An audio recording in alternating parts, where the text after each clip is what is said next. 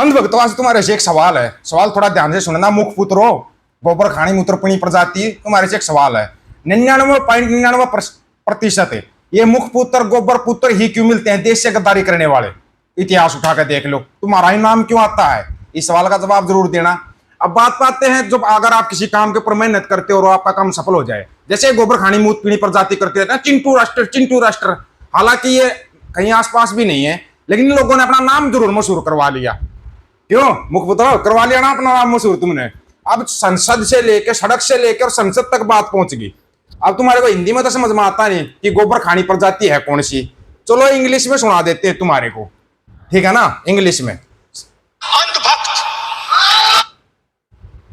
Wow, अंधभक्त इसको कहा डाला जाए। She says to me, अंधभक्त is a person who is absolutely convinced that another idiot is God. या अंधभक्त। पता है अंधभक्त किसे कहते हैं? उनको लगता है एक मूर्ख ही उनका भगवान है। इसकी हिंदी ये बनेगी, ना समझ में आई हो तो बता देते हैं। एक मूर्ख को भगवान बना के बैठ जाते हैं वो, और फिर उस मूर्ख की जो रैलियां निकलती हैं वो मूर्ख खुद क्या करता है, वाह क्या कहिए। अभी तो एक और था जिसने तुम्हारा देखना थोड़ा सा, कौन था ये, जिवें प्रधानमंत्री साहब कहंदे हुंदे ने ਜਾਂ ਜਿਹੜੇ ਅੰਧਭਗਤ ਨੇ ਉਹ ਕਹਿੰਦੇ ਨੇ ਕਿ ਸ਼ਾਇਦ ਦੇਸ਼ ਆਜ਼ਾਦ ਹੀ 2014 ਤੋਂ ਬਾਅਦ ਹੋਇਆ। ਸਾਨੂੰ ਆਜ਼ਾਦੀ 2014 ਤੋਂ ਬਾਅਦ ਮਿਲੀ ਹੈ। जो आजादी मिली है वो 2014 में मिली है। ਜਦੋਂ ਤੋਂ ਪ੍ਰਧਾਨ ਮੰਤਰੀ ਮੋਦੀ ਜੀ ਆਏ ਨੇ 2014 ਤੋਂ ਜਦੋਂ ਸਾਨੂੰ 100 ਕਾਲ ਦੀ ਆਜ਼ਾਦੀ ਕਹਿੰਦੇ ਨੇ ਜਿਹੜੀ ਉਹ ਮਿਲੀ ਹੈ, 93 ਪੇਪਰ ਲੀਕ ਹੋਏ ਨੇ ਜੀ। और सब तो ਵੱਧ ਪੇਪਰ ਲੀਕ ਹੋਣ ਵਾਲੇ ਜਿਹੜੇ ਟੌਪ ਜਿਹੜੇ 5 ਸਟੇਟਾਂ ਨੇ ਉੱਥੇ बीजेपी ਦਾ ਰਾਜ ਹੈ ਜੀ। ਰਾਜਸਥਾਨ, उत्तर प्रदेश, उत्तराखंड, गुजरात, बिहार।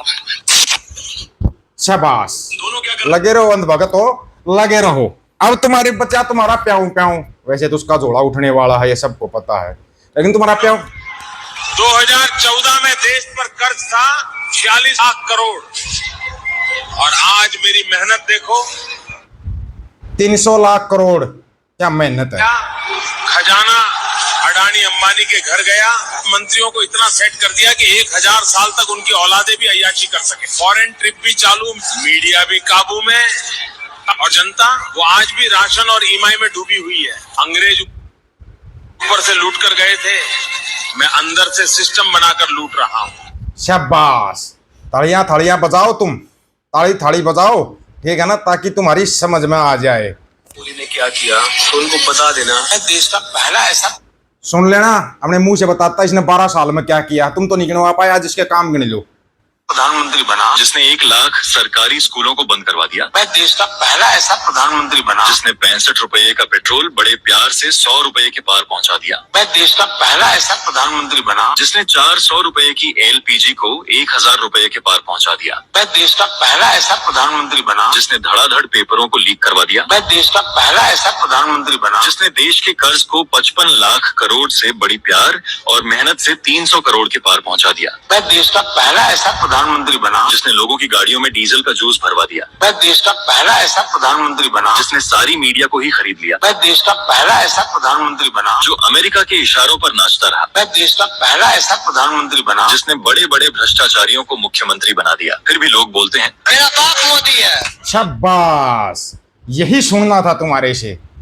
गोबर भक्तो, तुम गोबर खाते रहो बस, और इससे ज्यादा कुछ नहीं, ठीक है, इससे ज्यादा कुछ नहीं। आज तुम्हारे को एक बात और सुनवाते हैं, जो तुम जाटो या जट्टो के बारे में बोलते हो ना, जाट और जट तुम अलग अलग बोलते हो, लेकिन सुन लेना मेरा सबसे बड़ा अचीवमेंट क्या है। इतिहासकार हैं बहुत बड़े, इन्होंने जो बताया है ना गोबर खानो, इसको सुनो ध्यान से।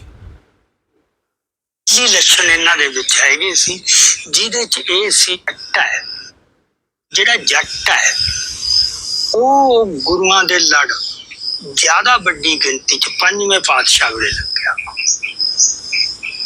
ਠੀਕ ਹੈ ਨਾ, ਇਹਦੇ ਕੀ ਕਾਰਨ ਆਪਾਂ ਜਾਈਏ ਨਾ ਉਹਦੇ ਤੇ, ਪਰ ਇਹ ਪਤਾ ਲੱਗ ਗਿਆ 5ਵੇਂ ਪਾਤਸ਼ਾਹ ਵੇਲੇ ਜੱਟ ਵੱਡੀ ਗਿਣਤੀ ਦੇ ਵਿੱਚ ਗੁਰੂਆਂ ਦੇ ਸ਼ਰਧਾਲੂ ਬਣਨੇ ਸ਼ੁਰੂ ਹੋ ਗਏ, ਤੇ 5ਵੇਂ ਪਾਤਸ਼ਾਹ ਨੇ ਘੋੜੇ ਲਿਆਉਣ ਦਾ ਇੱਕ ਵਪਾਰ ਬਣਾਤਾ ਬਕਾਇਦਾ ਜੀ ਜੀ ਵੀ ਅਰਬ ਦੇ ਵਧੀਆ ਨਸਲ ਦੇ ਘੋੜੇ ਆਉਣ।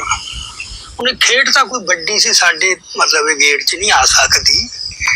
ਆਪਣੇ ਬੰਦੇ ਕਹਿਣਗੇ ਵੀ ਇਕਨੋਮੀ ਵੀ ਤਕੜੀ ਕਰਨੀ ਸੀ, ਤੇ ਜੇ ਉਹ ਜਿੰਨੀ ਕੁ ਸਾਡੀ ਮੱਤ ਹੁੰਦੀ ਆਪਾਂ ਤਾਂ ਉਵੇਂ ਚੱਲੋ ਜੀ। ਮਤਲਬ ਇਹ ਹੈ ਕਿ ਇਹ ਜਿਹੜੇ ਜੱਟ ਸੀਗੇ, ਇਹਨਾਂ ਦੇ ਜਿਹੜੇ ਜੀਨਸ ਸੀ ਨਾ, ਉਹ ਬਾਕੀ ਭਾਰਤੀਆਂ ਨਾਲੋਂ ਵੱਖਰੇ ਸੀ। कबीले करके सुन लिया जान से, ये बुजुर्ग साहब बहुत मतलब के गहराई से वो करते हैं बात को। ला जो ये जाट जट है ना, इनका डीएनए दुनिया से अलग है, दुनिया से अलग डीएनए है ये। जाट जट जुट आप कुछ भी बोल लो, ये दुनिया से अलग डीएनए है ये एक ऐसा डीएनए है जो जिंदगी भर लड़ता ही आया है। अगर कुछ काम ना होना तो अपनों से लड़ना शुरू कर देता है, ये ऐसा डीएनए है ये। लड़ाई झगड़ा करेंगे, शादी ब्याह में लड़ाई झगड़ा कर लेंगे, लेकिन जब मुसीबत आती है ना तब ये एक होते हैं, तब एक हो जाते हैं ये बात शायद ही किसी को पता होगी।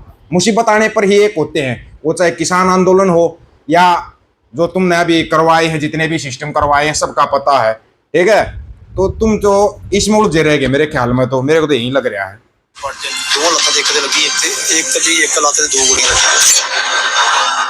सात अठ से आ रही सारे को रखना कॉम्पैक्ट नहीं 12 बोर सेमी ऑटो भी अकाली दल वारिस पंजाब के कार्यकर्ताओं के ऊपर गोलियां चलवाई गई हैं। लाऊं मैं बता देता हूं आपको, जिसमें 4 बंदे बुरी तरीके से जख्मी हो चुके हैं। किसने चलवाई? एक बुच्चड़ की आत्मा आई हुई, एक दूसरे बुच्चड़ के अंदर, छोटे बुच्चड़ के अंदर बड़े बुच्चड़ की आत्मा आ गई, उसने चलवाई गोलियां। वो कहाँ गया? वो पग में सिर फंसा कर बकवास कर रहा था। आना थोड़ा आगे बोलना, अब कुछ बकवास करनी बहुत आसान है, ठीक है। और हाँ, तुम शायद भूल जाओगे लेकिन याद दिलाते रहेंगे, 15 अगस्त को मोहाली मोर्चे के ऊपर कट है।